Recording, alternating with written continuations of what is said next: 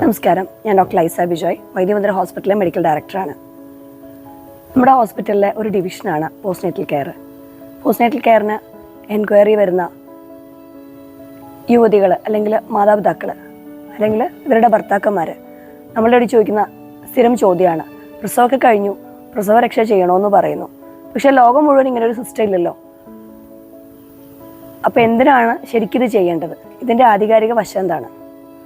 ഇത് പലരുടെയും ഉള്ളിലുള്ളൊരു സംശയമാണ്. പ്രസവം കഴിഞ്ഞു കഴിഞ്ഞാൽ ഒരു സ്ത്രീക്ക് സ്വന്തം ശരീരം അത് അത്രത്തോളം വലിയൊരു ഘട്ടത്തിൽ കൂടി കടന്നുപോയ ഒരു ശരീരമാണ്. ആ സമയം കഴിഞ്ഞ് പണ്ട് നമ്മുടെ നാട്ടിൽ കൂട്ടുകുടുംബ വ്യവസ്ഥയൊക്കെയായിരുന്നു ഉണ്ടായിരുന്നത്.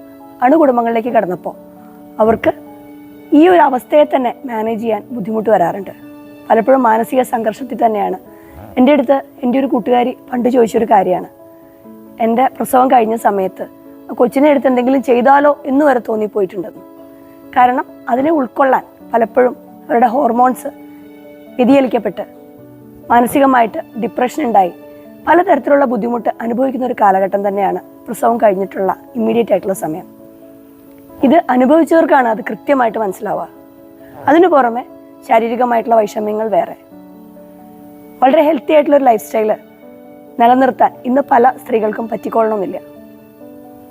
ഗർഭകാലം തന്നെ ഒരു പേടി സ്വപ്നമായിരിക്കും പലരുടെയും ജീവിതത്തിൽ.